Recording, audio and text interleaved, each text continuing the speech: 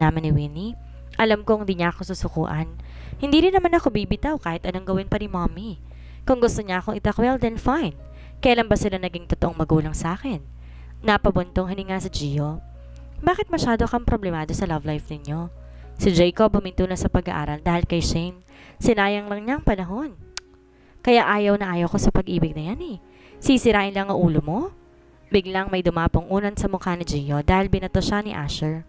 Natawa si Gio habang nakatingin sa kaibigan. Bakit ba? Totoo naman sinasabi ko ha. Pero susuportahan naman kita sa pagkabaliw mo kay Winnie. Gusto mo dun muna kay ni Winnie sa kondo ko habang galit ang mommy mo? Bibigay ko rin sa'yo ang isang card ko. You're really my friend, ha? But I'm going to use it until next month. Ibabalik ko rin kapag nakapag-apply na ako. Saan ka magtatrabaho? Kahit saan. Marami akong mapupuntahan. Natawa si Gio. For the sake of love, I'm doing everything to protect my relationship with Minnie. Amen.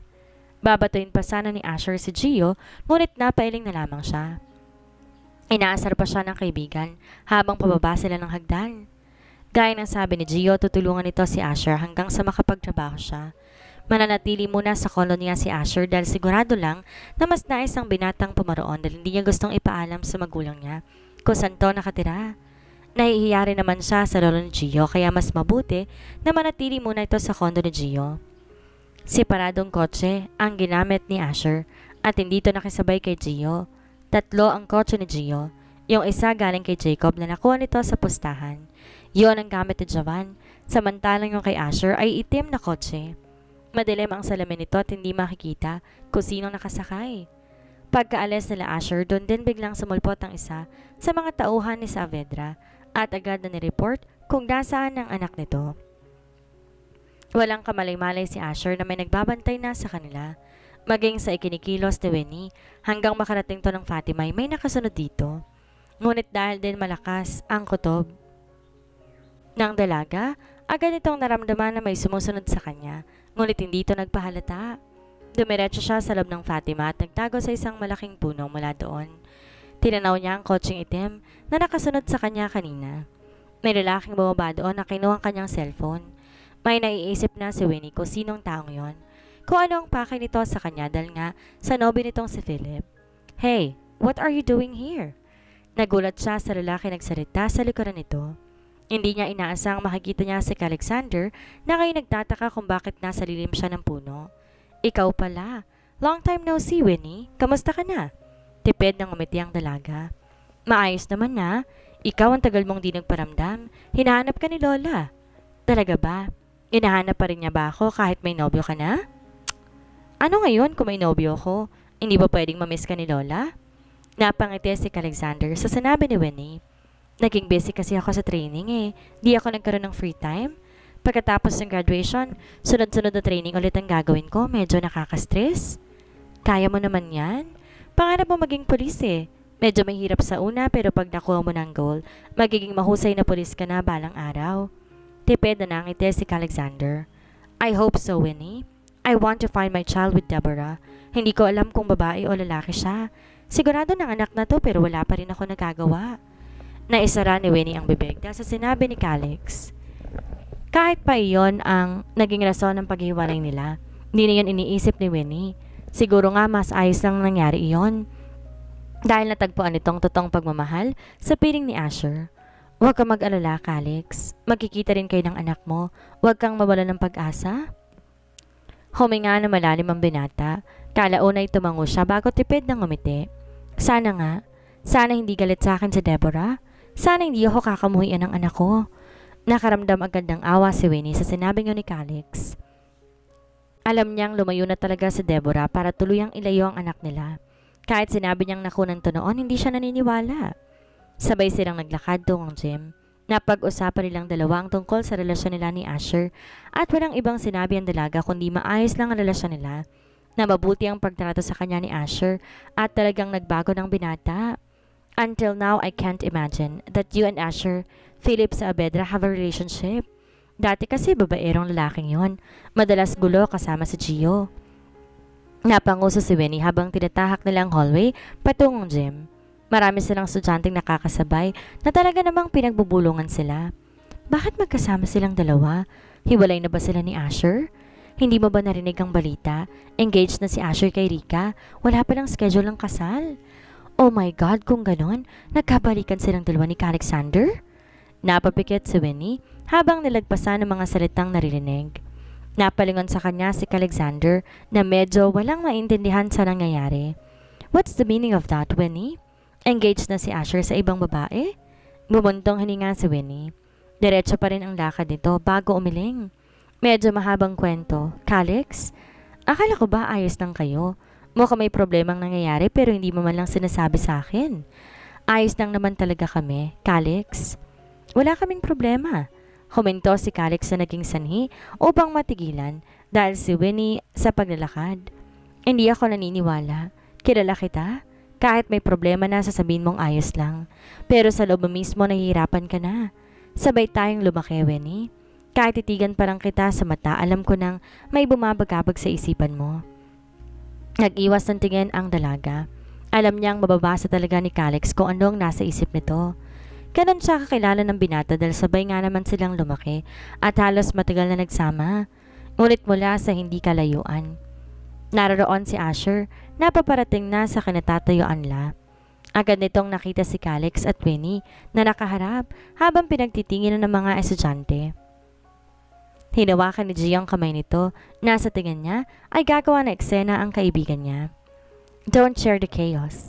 Graduation na natin next week. Kumalma ka lang. Huminga na malalim si Asher. Bakit nandito na naman ang Montero na Dan? Of course, he belongs here. Ano sa tingin mo ang ginagawa niya rito? I don't care if why he is here. Lumapit na si Asher sa kanila. Saktong narinig nito ang sinabi ni Calix na siyang mas lalong nakapagpainit ng ulo niya. We don't have a problem, Calix. Kung may problema man kami, malulusutan namin yon. Ngumisi si Calix habang nakatingin kay Winnie na nasa likuran na ni Asher. Then, what is the news that I heard about your fiancé? Pinag-usapan nila si Winnie dito pero wala ka man lang ginagawa? Mabilis na sinakop ni Asher ang kwelyo ni Calix. Dahil bad trip to sa ginawa ng kanyang ina. Literal na mainit ang ulo nito. Idagdag mo pa na nakita niyang nag-uusap silang dalawa ni Calix. Kahit sabihin nitong ayos lang na mag-usap sila, hindi pa rin niya mapigilan ang selos na nararamdaman. Don't you think that I want this? Maling balita lang naman ang narinig mo. Wala akong fiancé. At si Winnie lang ang nobya ko? Tinulak ni Calix si Asher dahilan para mabitawan siya nito. Ipinaubaya ko si Winnie sa'yo dahil alam kong masaya siya sa'yo. Pero kung masasaktan lang din naman siya dahil sa pamilya mo, mas mabuti pang hiwalayan mo na lamang siya. Akbang lulusob si Asher nang hawakan siya ni Gio. Sumulpot na rin si Apollo at Stanley na pinalibutan si Calix na namumula na rin dahil sa galit. What is going on here? Natigilan silang lahat sa boses ni Dean Marillo, ang lolo ni Gio na ngayong masama na nakatingin sa kanilang lima.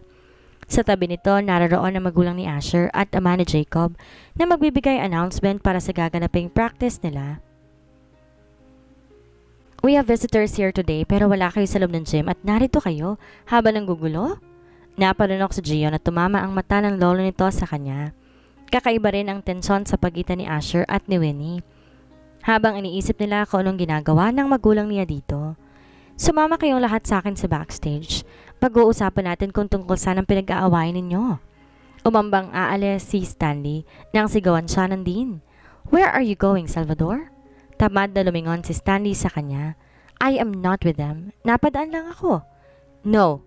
Sumama ka rin sa akin ngayon din? Nauna nang lumakad si Dean kasunod ng ilang bisita. Kasabay nito ang sekretary niya maging si Sam. Ngunit ang magulang ni Asher ay huminto pa muna sa kanilang harapan. Walang imik si Jolina sa Avedra, ngunit ang daddy nitong si Richard ay napabuntong hininga. What did you do this time, Asher Philip? Patapos na ng school year, gagawa ka pa ng kasiraan sa pangalan natin? And you are with Winnie. Magkasama ba kayo sa gulong ito?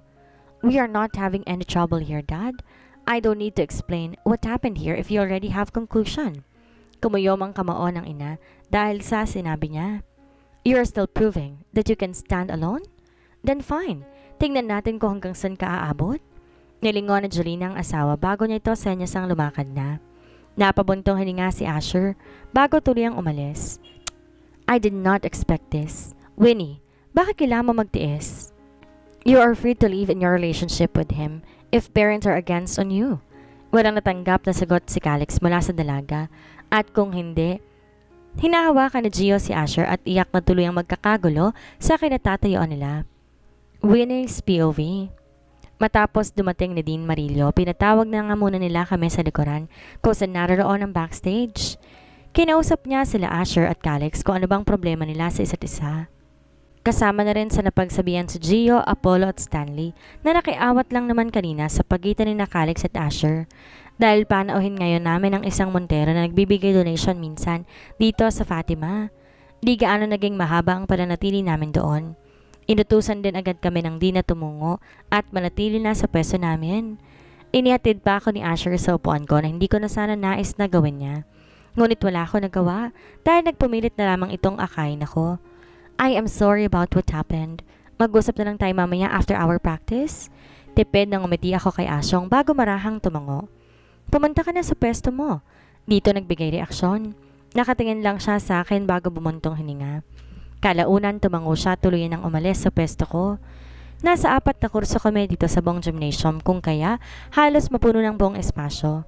Pinagsabay ang aming practice maging ang graduation na gaganapin sa susunod na buwan. Ngunit hindi mawala sa isip ko kung bakit naririto ngayon ang magulang ni Asher. Alam ko naman na mayaman sila at panigurado lang din sila may share sa universidad na ito. Nakakapanibago lamang na makita silang narito kayong di naman sila madalas na bumibisita. Bago umpisa ng ensayo, nagsalita muna ang dean bagong isang head teacher na siyang nangunguna sa lahat. Matapos ay pinakilala niya si Sam Montecillo na tila kilala naman na sa buong Fatima. Ngumiti ang Ginoo bago ipasa sa kanya ang mic para magsalita. The graduation day is not yet coming, but I would glad to congratulate all of the students here. You finally made to catch the end of being a student. I want to offer my hotel who's willing to work after your graduation. If you just want to be part of the Montecillo Empire. Nagpalakpakan ng karamihan sa mga business student. Kabilang naroon si Asher habang diretsong tingin sa harapan. Balita ko nga magandang kumpanya ng mga Montecillo. Maaaring mag-umpisang magtrabaho doon si Asher kung nanaisin niya. Ngunit biglang sumagi sa isip ko ang kanilang kumpanya. Tiyak na si Asher pa rin naman ang siyang hahawak dito sa bandang huli dahil siya lang naman ang bukod tayong nag-iisang anak. May sinabi pa nga si Mr. Montecillo about sa salary at schedule ng pagpasok. Maraming natuwa at nainis na makapasok doon. Matapos maupo ni Mr. Samuel, sunod na tumayo si Mrs. Jolina na ngayon magandang ngiti sa kabuuan na estudyante. Ngunit sa kabila na maganda niyang ngiti, hindi mo maitatago kung gaano siya kabagsik tingnan. Kahit hindi pa man to nagsasalita, malalaman mong masungit siya at sopistikadang babae. Good morning, graduating student. Ngumiti siyang muli. Wala ni anong naging reaksyon ang mga estudyante dahil maging sila'y kapareho na lamang mag-isip. Like Mr. Montecillo said, we offer our company for your opportunity to work with us. The design of art is indeed more employees for the new building here at Manila. Nagbulong-bulungan ng ilang estudyante. Maraming sigurado magkaka-interes sa mga kursong fine arts sa kanilang kumpanya. My only son will be the next CEO of our company. He is studying business and sooner, he will try to focus on arts. Maybe you know him already. He is Asher. Philip Saavedra, and his fiancée is studying in business too. She is Ricalyn Patria. Her family owns a lot of museums in Europe and Thailand. They're all successful. Tila ba tinutop na lang ako sa pesto ko matapos sabihin iyon ni Mrs. Jolina. Lahat ng estudyante tumingin sa akin habang nasa harapan ng tingin ko. Binalingan ako ng tingin ni Mrs. Jolina. Matalim ang titig sa akin na may bahid ng pangotya. Para ba akong kinakain ngayon na sakit, hiya at pagkaawa sa aking sarili. Kinagat ko ang labi. Naninikip ang dibdib ko ngunit bigla na lang may kamay na humawak sa pulsuhan ko at agad hinila ako paalis doon. Di ko na malayang may luhang bumagsak sa aking mata. Lahat ng estudyanteng nalalagpasan ay nakatingin sa amin hanggang makalabas kami ng gym. Malaki ang hakbang na lalaking may hawak sa kamay ko. Sobrang bilis ang lakad niya. Nawalan na ako ng imik at di makaapila hanggang marating namin ang parking lot. Binuksan nito ang pinto ng kotse niya at sapilitan akong sinakay sa loob. Sa lubong ang kilay nito maging nang umupo siya sa driver's seat. Binuhay nito ang makina ngunit tinawakan ko ang kanyang kamay para pigilan siya. Calix! Nilingon ako nito. Masama ang tingin dahil tiyak na hindi niya nagustuhan ang nangyari sa loob. Saan tayo pupunta? We are going to leave here, Winnie. You don't need to participate on this day practice. Makakapag-marcha ka naman. Pero Calix, wait, Winilyn. Bakit di ka nagsasabing ganoon para sa iyong mommy ni Asher? Bakit kailangan mo magtiis kung di ka rin naman kayang ipaglaban ng gagong lalaking iyon? Pinaglalaban ako ni Asher, Cal. Sa relasyon namin sa kampe, hindi lang namin inaasahan na mangyayari to. Then why he did not do anything earlier to announce that the issue is not real? Na di naman totoong fiancé niya si Rika. Natigilan ako. Di ako nakasagot dahil hindi ko rin alam kung ano ang naging reaksyon ni Asher. Hindi ko na to natingnan dahil sa nangyari. Pero ang eksenang yo'y tila ba karayom na biglang bumaon sa dibdib ko. Para akong sinagasaan at tuluyang dinurog. Sobrang sakit. Ngunit kahit ganon kasakit, ang nangyari, hindi ko maisip na bitawan si Asher. Mahal ko siya. Hindi ko kaya na sumuko. Hinding-hindi. You are not going back inside to face them again. Sa sunod na araw ka nilang pumunta dito kung gusto mong magkaroon ng attendance. But now, we wanted to go out of here. Tuluyan na ngang binuhay muli ni Calix ang makina ng kotse. Ngunit bago to umalis, biglang humarang si Asher sa harapan. Hinawakan itong harap ng kotse dahilan para matigilan si Calix. Kinalampag niya iyon hanggang sa tumungo siya sa bintana, malapit sa kinaupuan ko. May sinasabi siya ngunit hindi ito naririnig. Ngunit alam kong nakikita niya ako. Alam niyang nasa loob ng kotse kung kahit walang tigil to sa pagkarampag ng salamin. Sorry to him. Yun ang sabi ni Calix bago tuloy ang paandarin ng kotse. Mabilis ang pagpapatakbo nito hanggang makalabas kami. Ngunit nakikita ko pa rin si Asher na hinahabol ang kotse sa rear mirror. Naparunok ako. Lalong nanikip ang aking dibdib nang bumalis pa ang pagmamaneho ni Calix.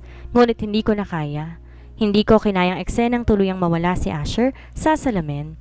Hindi ko matiis na hawakan na mahigpit ang kamay ni Calix upang patiginin siya sa pagmamaneho. Naiiyak na ako dahil bigla ko naramdaman ang awa kay Asher. Alam ko namang hindi niya ginusto ang nangyari.